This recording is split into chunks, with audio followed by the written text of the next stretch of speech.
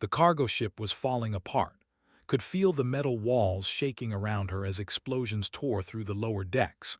She was small, barely 8 inches tall, with soft violet skin that glowed faintly in the darkness. Her wings were pressed tight against her back, trembling with fear. She belonged to a species called and her people had always been small. They had always been prey. Crawled through a narrow gap between two broken panels and found herself inside a supply crate. The air smelled like smoke and burning fuel. She could hear the screams of other passengers somewhere far away, and then those screams went silent. The ship groaned like a dying animal and pressed her tiny hands over her ears and tried not to cry. She did not know how long she stayed there. Time lost all meaning in the darkness. She only knew that she was alone, that her family was gone, that the ship had been torn apart by something terrible. She thought about her mother and father, about her little brother who had been sleeping in the cabin next to hers. She wondered if they had survived. Deep in her heart, she knew they had not. Then she heard something new. A different kind of ship was approaching. She could feel the vibrations through the metal floor, could hear the heavy clang of docking clamps locking into place. Voices followed, loud voices, deep voices, voices that spoke a language she did not understand but had heard about in whispered stories since she was a child. Humans stopped breathing. Every story she had ever been told came rushing back to her. Her grandmother had warned her about humans when she was very young. They were giants, her grandmother had said, massive creatures with sharp teeth and hungry eyes. They came from a violent world where only the strong survived. They ate everything. They feared nothing. And when they found smaller species like they consumed them without mercy. The footsteps grew closer, heavy boots on metal floors. Pressed herself into the corner of the crate and made herself as small as possible. Maybe they would not find her. Maybe they would search the ship and leave. Maybe she could hide until they were gone. But the universe was not so kind. A beam of light cut through the darkness. It swept across the broken cargo hold, passing over twisted metal and shattered containers. Held her breath as the light moved closer and closer to her hiding spot. Then it stopped. The light was pointing directly at her crate. She heard a voice. It was deep but not harsh. It said something she could not understand, and then the lid of the crate was lifted away. Looked up and saw the most terrifying thing she had ever seen in her life. A human face. It was enormous. The human was looking down at her with eyes that seemed impossibly large. His skin was a warm brown color, and there was stubble on his jaw. He wore some kind of uniform with patches and symbols she did not recognize. When he saw her, his eyes went wide and his mouth opened slightly. Screamed. She tried to run, but there was nowhere to go. The crate was too small and her wings were too damaged to fly. She scrambled backward until her back hit the wall, and then she could only watch as the giant reached down toward her. His hand was massive. A single finger was longer than her entire body. She closed her eyes and waited for the end. But the end did not come. Instead, she felt something warm and surprisingly gentle close around her. The human lifted her out of the crate slowly, carefully, as if she were made of glass. When opened her eyes, she found herself sitting in the palm of his hand. He was holding her at eye level, studying her with an expression she could not read. Then he spoke again. His voice was soft this time, barely above a whisper. She still could not understand the words, but there was something in his tone that confused her. He did not sound hungry. He did not sound cruel. He sounded worried. Another human appeared beside him. This one was female, with short red hair and pale skin covered in small brown spots. She looked at and made a sound that might have been surprise or concern. The two humans spoke to each other quickly, and then the male began walking, still carrying in his hand. She was too scared to move. She was too scared to think. All she could do was sit there in his palm and wait for whatever came next. She was certain that they were taking her somewhere to be eaten. Maybe they had a special room for it. Maybe they liked their food fresh. She had heard stories about that too. The male human carried her through a series of corridors and into a different ship. This one was clean and bright, filled with lights and sounds and other humans moving around. They all stopped to look at her as she passed. Some of them made soft sounds. Some of them smiled. Did not understand why they were smiling. Were they happy because there would be food tonight? Finally, they reached a room filled with strange equipment. The female human with red hair was there, along with another human who wore white clothes. They placed on a soft surface and began examining her. They used tools she had never seen before, scanning her body with lights and making notes on glowing screens. Waited for the pain to begin. She waited for them to cut her open or tear her apart. But they only touched her gently, checking her wings, looking at a small wound on her arm. The human in white put something cool on the wound, and the pain faded almost immediately. Then the male human who had found her leaned down close. He pointed to himself and said a single word very slowly. Ben. He repeated it twice more, tapping his chest each time. Ben, Ben. Then he pointed at her and tilted his head as if asking a question. Stared at him for a long moment.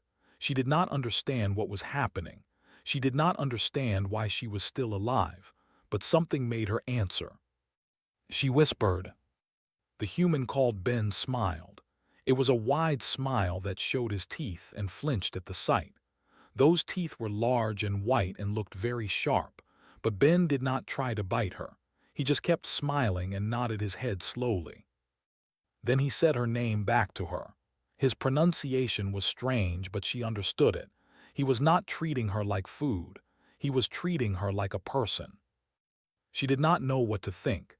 Everything she had been taught was telling her to be afraid, but something else, something small and quiet deep inside her chest, was telling her to wait, to watch, to see what these strange giants would do next. So sat there in the bright room full of humans, her tiny heart pounding in her chest, and she waited. The first night on the human ship was the longest night of life. She could not sleep. Every time she closed her eyes, she saw the faces of her family. She saw the cargo ship breaking apart. She saw the darkness swallowing everything she had ever known.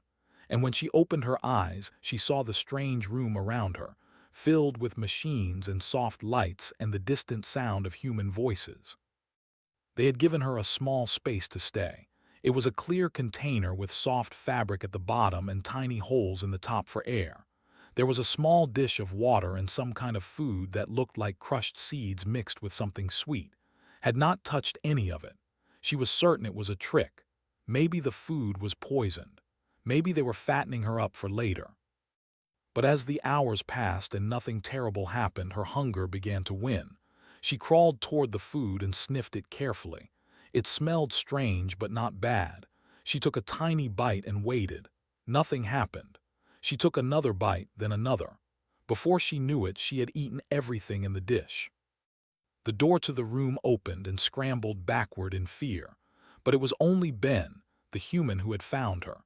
He walked in slowly, his heavy footsteps making the floor vibrate beneath her. He sat down in a chair beside her container and looked at her with those large brown eyes. He began to speak. Did not understand most of the words, but she listened anyway. His voice was calm and steady, rising and falling in a rhythm that was almost soothing. He gestured with his hands as he talked, pointing at things around the room, pointing at himself, pointing at her. Sometimes he would pause and wait, as if hoping she would respond. Did not respond. She just watched him, trying to understand what he wanted. Was he explaining how she would be cooked? Was he telling her about the different ways humans prepared their meals? She did not know, and the uncertainty was almost worse than knowing. After a while, Ben stopped talking. He reached into his pocket and pulled out a small object. It was flat and rectangular, and when he touched it, it began to glow. Images appeared on the surface. Leaned forward despite herself, curious about this strange technology. Ben showed her pictures. There were images of a blue and green world covered in clouds. There were images of tall trees and vast oceans and mountains capped with white snow. There were images of animals she had never seen before, dogs with wagging tails, cats with sharp eyes, birds with colorful feathers. Ben pointed at each image and said words that she assumed were names. Then he showed her a picture of himself as a younger human. He was standing next to a small furry creature with golden fur and a long tongue. Ben smiled at the image and said a word that sounded like rusty. There was sadness in his eyes and realized that this creature must have been important to him. Maybe it was gone now. Maybe Ben had lost someone too. For the first time, felt something other than fear when she looked at the human. She felt something strange and unexpected. She felt a connection. The days that followed were full of confusion. Was examined by the human doctor many times. The doctor was a woman named, and she had gentle hands and a soft voice. She checked wings and treated the small injuries on her body. She gave medicine that tasted bitter but made her feel stronger. She never hurt her. She never even scared her. The other humans on the ship were equally strange. They would walk past the room and wave at her through the window. Some of them would stop and talk to her, even though she could not understand them. They brought her gifts, tiny pieces of food, colorful scraps of fabric, a small flower that one of them had grown in a special room on the ship. Did not know what to do with these gifts. In her culture, gifts were given to earn favor or to seal agreements. They always came with expectations, but these humans seemed to want nothing in return. They gave her things simply because they wanted to. It made no sense. One evening, Ben came to visit her again. This time he brought something special. It was a small device that he placed on the table beside her container. When he spoke, the device lit up and made sounds in a language could understand. It was a translator. "Now you can understand me," Ben said through the device. His voice sounded different when filtered through the machine, but the words were clear. "I wanted to talk to you properly, to explain things, to answer any questions you might have." Stared at the device for a long moment. Then she looked up at Ben. 1,000 questions raced through her mind, but only one mattered. "Why have you not eaten me yet?" she asked. Ben's expression changed. His eyes went wide and his mouth fell open slightly. He looked shocked, almost horrified. He leaned back in his chair and ran a hand through his hair. "Eat you?" he repeated. "Why would I eat you?" Did not understand the question. "Because that is what humans do," she said. "You are predators. You consume smaller species. Everyone knows this." Ben was silent for a long time. He seemed to be struggling with something, trying to find the right words. When he finally spoke, his voice was heavy with emotion. He said slowly, "Humans do not eat sentient beings. We never have, we never would. I do not know where you heard those stories, but they are not true. You are safe here. No one on this ship will ever hurt you. I promise." Wanted to believe him. She wanted to believe that everything she had been taught was wrong. But fear was a powerful thing. It had kept her people alive for thousands of years. It was not easy to let go of. So she asked another question. "If you do not want to eat me, then what do you want?" Ben smiled softly. "We want to help you," he said. "That is all. We found you alone in the wreckage of your ship, and we brought you here because you needed help. When you are ready, we will take you wherever you want to go. But until then, you are welcome to stay with us. You are one of us now." One of us. The words echoed in his mind long after Ben had left the room. She lay in her small space, wrapped in the soft fabric the humans had given her, and stared up at the ceiling. She thought about her family, about her home, about everything she had lost.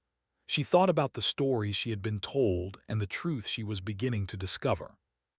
Maybe humans were not the monsters she had always believed them to be. Maybe they were something else entirely. She did not know yet.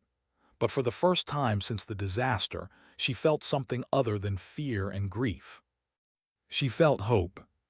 3 weeks had passed since was rescued from the wreckage of her ship. In that time, everything had changed. She was no longer confined to the small container in the medical bay.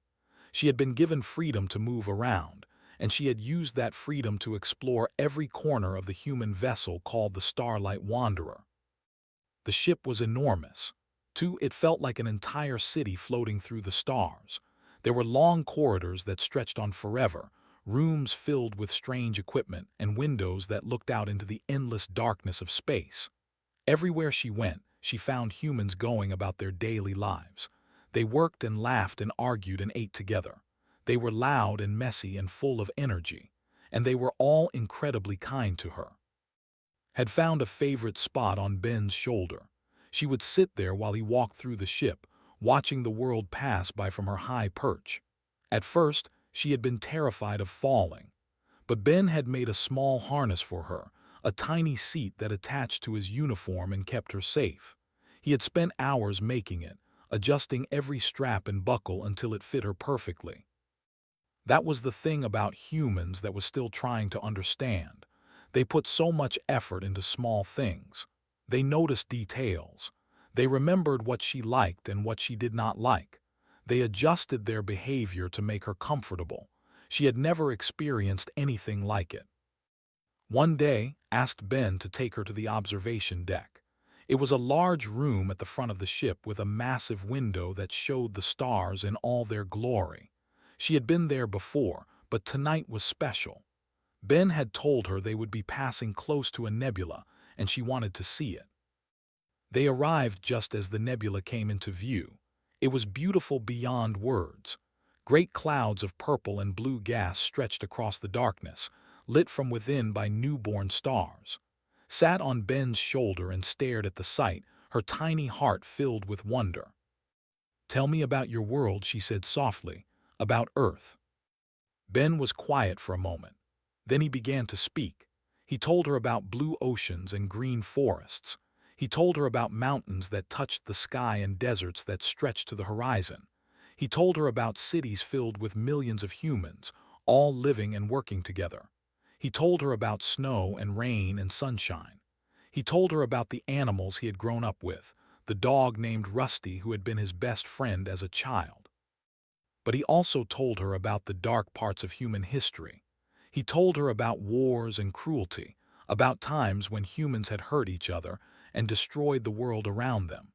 He told her about species that had gone extinct because of human greed. He told her about suffering and pain and loss. Listened to all of it. When Ben finished, she was quiet for a long time. "Your people have done terrible things," she finally said. "Yes," Ben agreed, "we have." "But you are not terrible," said. "You are kind. The humans on this ship are kind." Ben smiled, but there was sadness in his expression. "We learned," he said. "It took us a long time, and we made many mistakes along the way. But we learned that kindness is not weakness. We learned that protecting the small and the vulnerable is the most important thing we can do. We learned that true strength comes from lifting others up, not pushing them down." Thought about this for a long time. In her culture, strength was measured by power.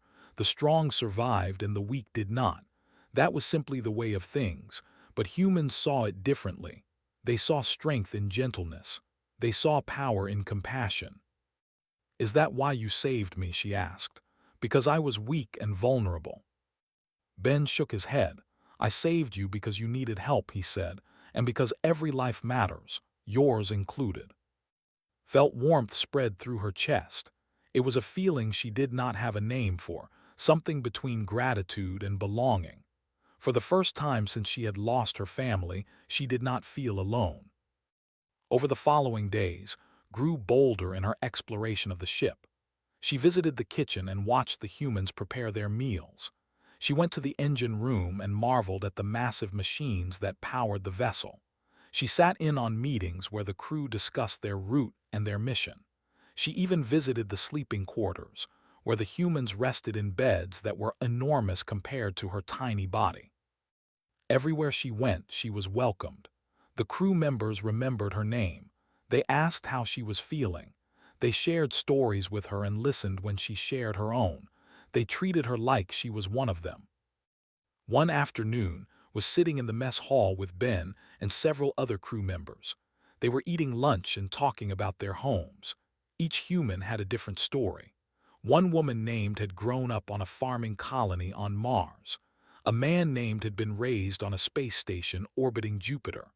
Another woman named had come from a small town on Earth where it rained almost every day. They asked about her home. She told them about her world, about the violet forests where her people lived, about the songs they sang at night, about the way the twin moons rose over the mountains. She told them about her family, about her mother who had taught her to fly, about her father who had told her stories before bed, about her little brother who had always followed her everywhere. Her voice broke when she talked about them. She had been trying so hard not to think about what she had lost. But now, surrounded by these strange giants who had shown her nothing but kindness, she could not hold back any longer. Tears rolled down her tiny violet cheeks. Ben lifted her gently from the table and cradled her in his hands. The other humans fell silent, watching with soft eyes. No one said anything. They did not need to. They simply sat with her in her grief, offering their presence as comfort. After a long while, looked up at Ben. "Thank you," she whispered, "for saving me, for being kind, for everything." Ben smiled down at her. "You do not have to thank us," he said. "This is what family does." Family. The word hit like a wave. She had lost her family in the disaster. She had thought she would never have another one. But here, on this ship full of giant humans, she had found something she never expected. She had found a new home. The alarm came without warning. Was in Ben's quarters, sitting on a small shelf he had built for her near his bed, when the sirens began to wail. Red lights flashed across the walls. The ship shuddered as if something had struck it from outside. Ben was on his feet in an instant. He grabbed his uniform jacket and moved toward the door, then stopped. He turned back too, his expression serious. "Stay here," he said. "Hide somewhere safe. Do not come out until I come back for you." "What is happening?" asked. Her voice was trembling. "I do not know yet," Ben said, "but whatever it is, I will keep you safe. I promise." Then he was gone and was alone. She crawled into a small space behind a stack of books and waited. The ship continued to shake. She could hear running footsteps in the corridor outside, voices shouting commands, the distant sound of something heavy hitting the hull. Her heart was pounding so hard she thought it might burst. Minutes passed. Then she heard something that made her blood run cold. A voice coming through the ship's communication system. It was not a human voice. It was deep and rasping, filled with cruel amusement. "Attention, human vessel. This is Captain of the Empire.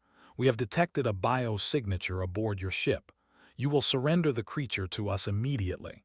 If you comply, we will let you go in peace. If you refuse, we will board your vessel and take what we want by force." Stopped breathing. She knew about them. Every knew about them. They were slavers who hunted small species across the galaxy.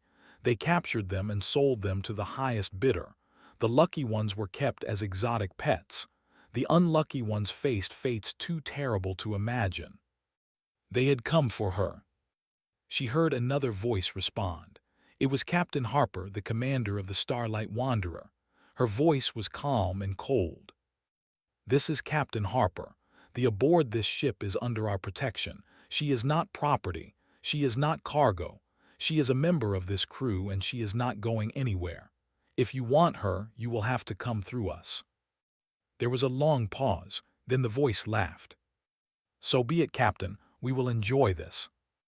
The next few minutes were chaos. Heard explosions and gunfire. She heard metal tearing and people screaming. The ship rocked violently, throwing her against the wall of her hiding spot. She wrapped her arms around herself and tried not to cry. Then the door to Ben's quarters burst open. Looked up and saw three figures enter the room. They were not human. They were tall and lizard-like, with scales the color of dried blood and eyes that glowed yellow in the darkness. They carried weapons in their clawed hands and wore armor covered in strange symbols. One of them raised a device and pointed it around the room. It beeped loudly when it passed over's hiding spot. "Found it," the said. His voice was like gravel scraping against metal. The little creature is hiding behind those objects. Grab it. We do not have much time." One of the other moved toward her hiding spot, screamed and tried to run, but there was nowhere to go. A massive clawed hand reached in and grabbed her, squeezing her tiny body hard enough to make her gasp in pain. "Got it," they said. "Let us go." They turned toward the door, and that was when Ben appeared. He came through the doorway like a storm. There was blood on his face and fury in his eyes. He did not hesitate. He did not show fear. He simply attacked. Had never seen a human fight before. She had heard that they were dangerous, but she had never truly understood what that meant. Now she saw it with her own eyes. Ben moved with a speed and ferocity that seemed impossible for a creature his size. He struck the first with his fist, sending the alien crashing into the wall. He grabbed the second one and threw it across the room like it weighed nothing. The third, the one holding, raised his weapon, but Ben was faster. He grabbed the alien's wrist and twisted. There was a horrible cracking sound, and the howled in pain. The clawed hand opened and fell. Ben caught her. In one smooth motion, he cradled her against his chest with one hand and continued fighting with the other. He kicked. He punched. He threw his entire body at the enemy without hesitation. They were larger than him, armed and armored, but it did not matter. Ben fought like something out of a nightmare. More humans arrived. Was there and several others recognized. They poured into the room and joined the fight. They tried to retreat, but the humans did not let them. They pushed the aliens back, step by step, until the boarding party was forced to flee back to their own ship. The battle lasted less than 10 minutes. When it was over, the vessel broke away and vanished into hyperspace. The Starlight Wanderer was damaged but intact, and was safe. She sat in Ben's palm, trembling uncontrollably. His uniform was torn and stained with blood, some of it his own. There was a deep cut on his forehead and bruises forming on his arms. He looked exhausted, barely able to stand. But the first thing he said was, "Are you okay?" Stared up at him. Her voice was barely a whisper. "You fought for me." "Of course I did," Ben said. "You could have died." "Yes." "Why?" Did not understand. "I am so small. I am nothing. Why would you risk your life for me?" Ben looked at her for a long moment. Then he smiled, even though it clearly hurt him to do so. "Because you are one of us," he said, "and we protect our own, always." Around them, the other crew members were checking on each other, treating injuries, beginning repairs. Captain Harper's voice came over the communication system, calm and steady, giving orders and organizing the recovery. The ship was badly damaged, but it would survive.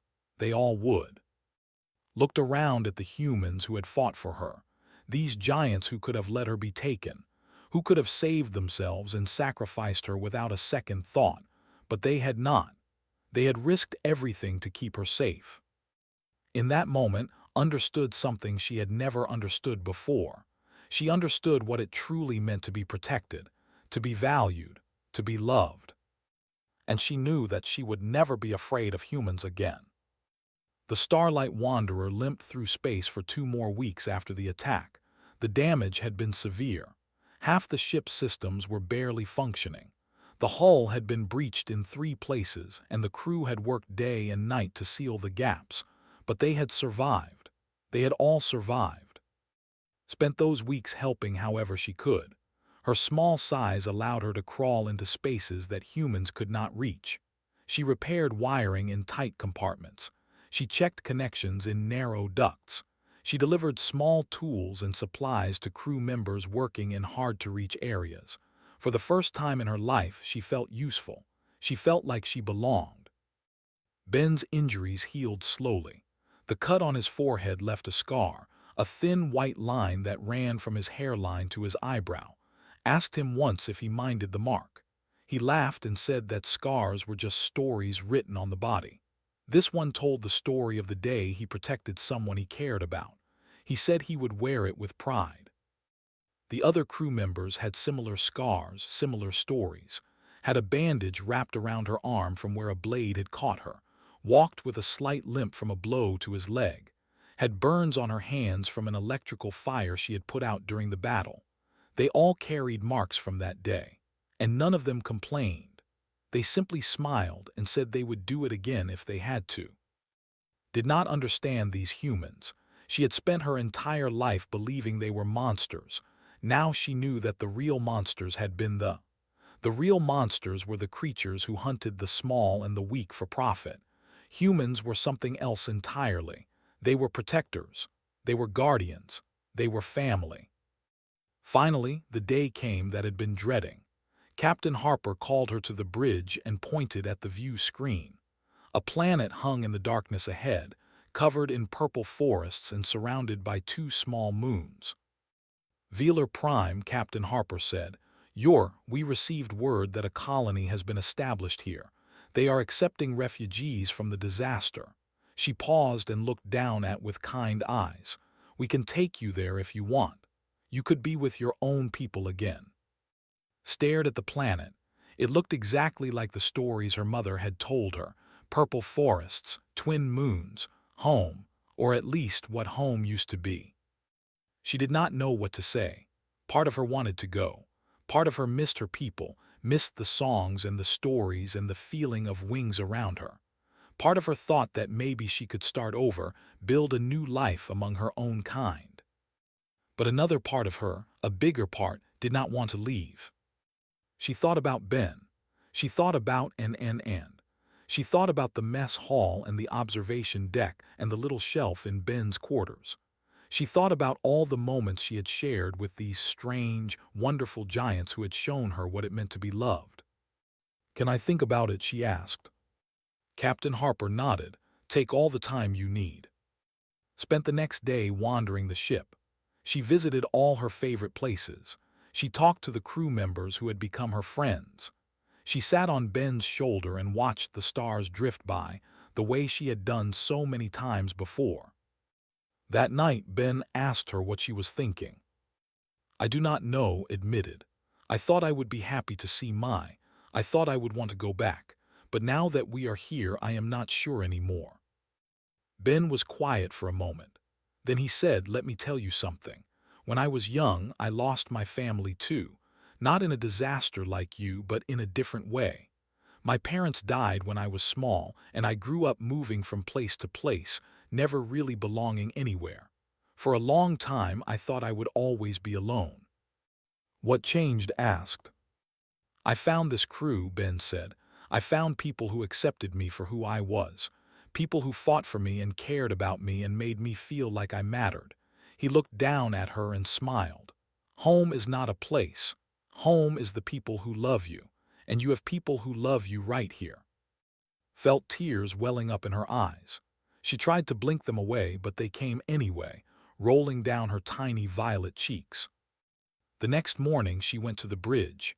Captain Harper was there, along with Ben and several other crew members.